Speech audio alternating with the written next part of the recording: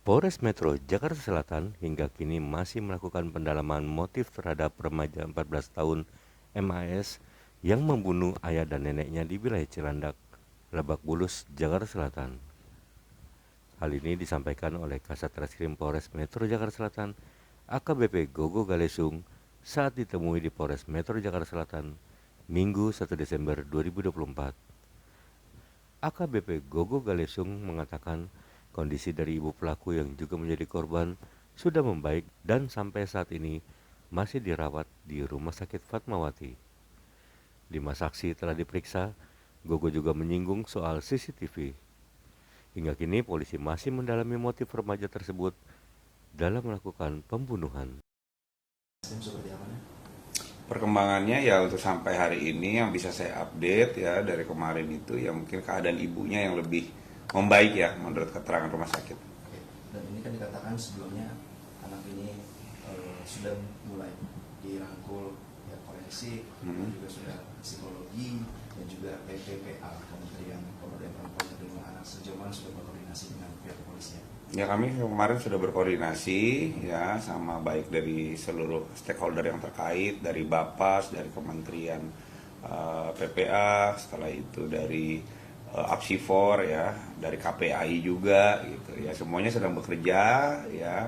Kalau kami dari tentang penanganan hukumnya ya proses sudah berjalan juga ya, kami juga sudah berkoordinasi intensif dengan kejaksaan. Tapi kalau dari forensik masih mendalami ya, karena kan mereka butuh tahapan-tahapan ya, yang metode-metode yang memang mereka harus lakukan. Ya, mana ini kan ibunya kan sebenarnya kritis tapi masih ada gitu. Iya. Apakah ibunya ini juga sebenarnya dipertimbangkan begitu untuk menjadi profil saksi selanjutnya untuk diminta keterangan? Ya, kalau untuk ibunya nanti kita ambil keterangan, cuman kan tidak mungkin gitu loh dengan kondisi yang sekarang. Tapi tanpa keterangan ibunya pun ya kita sudah bisa sampai detik ini menentukan posisi anak ini sebagai apa. Petunjuk-petunjuk apa yang didapat dari pemeriksaan terhadap 5 saksi sebelumnya, mungkin apakah menggambarkan hubungan keluarganya seperti apa, mungkin kondisi emosional anak ini, apakah sudah ada petunjuk-petunjuk yang menggambarkan? Kalau dari saksi-saksi, karena saksi-saksi kan orang luar semua ya, security dan lain-lain ya, dan bukti petunjuk pun CCTV ya, yang bisa mereka lakukan ya hanya apa yang mereka lihat dan mereka dengar gitu, itu aja. Tapi nggak bisa memberikan hubungan keluarga. Kalau hubungan keluarga tidak bisa ya, karena kan sampai detik ini keluarga pun dari keluarga langsung dari ayah neneknya juga sudah tidak ada, ibunya pun sedang sakit gitu, dan keterangan dari anak pun masih masih dalam kondisi trauma ya dia ya gitu. Yang hanya bisa menggali keterangan anak ini ya dibantu oleh psikologi forensik seperti itu. Dan tanpa mendahului apa yang menjadi kesimpulan dari psikologi forensik, dan melihat bahwa beliau bilang ada mendengar bisikan-bisikan seperti itu, apakah dari pola-pola penanganan kasus serupa menunjukkan memang ini masih emosional anak di bawah umur berkaitan dengan tindakan apa yang dilakukan?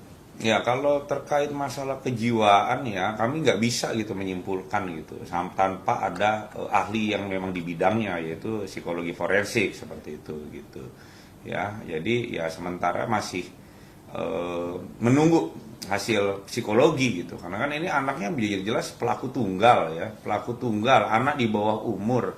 Untuk mengetahui motif itu memang harus didalami dari segi kejiwaan ya, dari psikologi forensik.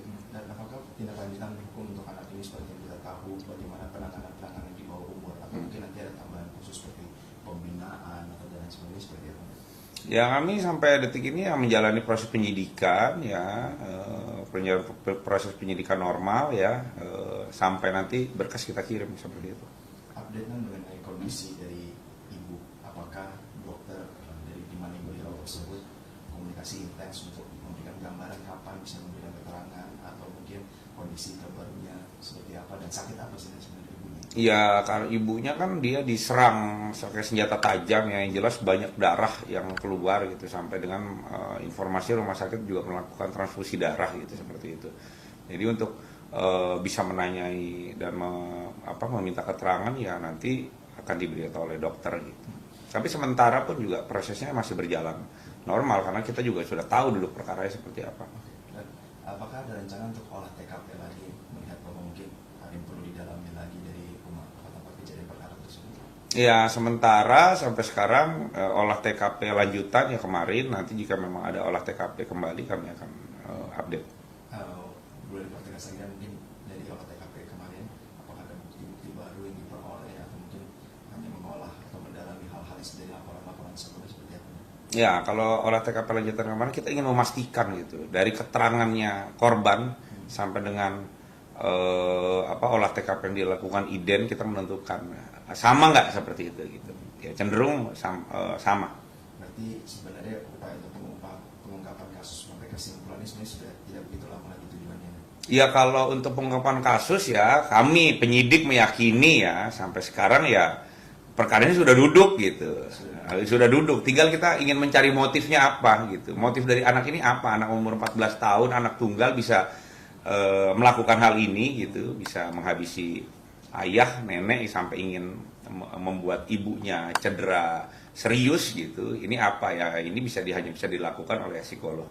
Dan untuk penanganan daripada anak korban ini, apakah sudah didampingi oleh psikolog forensik ataupun mungkin boleh keluarga-keluarga yang baik itu sepupu, mungkin bibi, paman dan lain sebagainya boleh mendampingi atau masih seperti apa? Yang mendampingi adalah psikolog, ya psikologi forensik ya apsifor. Kalau kami didampingi apsifor. Ya, tapi kalau keluarga ya mendampingi, kemarin ada dari keluarga dari ayahnya mendampingi juga datang gitu ya. Tapi yang sesuai dengan mekanismenya adalah apsifor. izin sebagai penutup kesimpulan mengenai perkembangan kasus ini sejauh mana, ada targetnya seperti apa, silakan. Sama tambahan saksi mungkin apakah nantinya akan ada? Ya kalau dari kami perkara ini pastinya karena ini memang statusnya anak ya tersangka, kami harus secepat mungkin ya mengirimkan berkas ini dan berkoordinasi dengan JPU ya agar berkas bisa segera kita kirim ya dan mengejar kepastian hukumnya, itu aja. Penambahan saksi masih bersifat dinamis dan disesuaikan kasus. Ya kalau untuk saksi ya kita masih dinamis ya, nanti kalau memang ada perkembangan terbaru kami akan update.